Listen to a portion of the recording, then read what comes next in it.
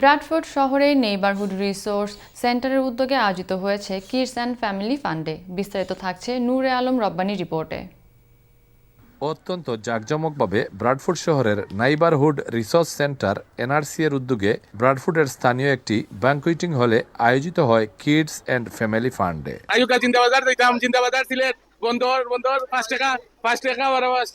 বিভিন্ন ধরনের বাংলাদেশি পণ্য সামগ্রীর স্টল, বাচ্চাদের জন্য বাউন্সি ক্যাসল, বাংলাদেশের জনপ্রিয় যানবাহন, রিক্সা সহ বিভিন্ন ধরনের বিনোদনমূলক আয়োজন ছিল এই অনুষ্ঠানে। পুরুষদের পাশাপাশি বিশেষ করে মহিলা ও বাচ্চাদের উপস্থিতি ছিল তুলনামূলক বেশি। বাংলাদেশি কেন সব আমরা পেঁয়াজি, আলুর দম, এর বাদে সানা, চটপটি আর চাটনি, বড়ের আচার। আমার কাছে খুব বেশি ভালো লাগে, মনে কর যে বন্দর বাজার আইছি, ইভেন রিক্সাও আছে, ছাত্রীও লাগাই, বন্দর বাজার লাগে। পালা একটা অ্যাটমসফিয়ার দেখলাম যে বাংলাদেশি একটা মেলা আয়োজন হয়েছে। হাসি, আনন্দ আর গল্পগুজবে সময়গুলো অতিবাহিত করেন উপস্থিত সকলেই। বিদেশের মাটিতে বাংলাদেশের ঐতিহ্যবাহী খাবার ও সংস্কৃতির ছোঁয়া পেয়ে অনেকেই স্মৃতিচারণ করেন দেশের ফেলে আসা দিনগুলোর।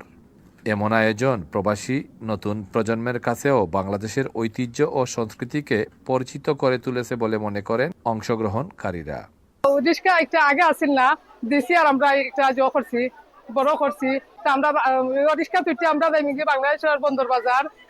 Today is a very special day for the community of Bradford. এবং অনেকগুলা বাংলাদেশি স্টল যেখানে আমরা এসে বাংলাদেশের স্বাদগুলো পাচ্ছি। বিশেষ করে আমাদের বাংলাদেশের সিলেটি সংস্কৃতির পিঠা উৎসব এবং রিক্সা, এবং আমাদের বাচ্চারা যে এই কালচারটুকু বাংলাদেশে না গিয়েও এখানে উপভোগ করতেছে, এটা অত্যন্ত আশার দিক। Well, and what we try to do is try to connect communities together. We've got so many people that have come, so many people that have enjoyed it. But next year, inshallah, we're going to do even bigger and even better.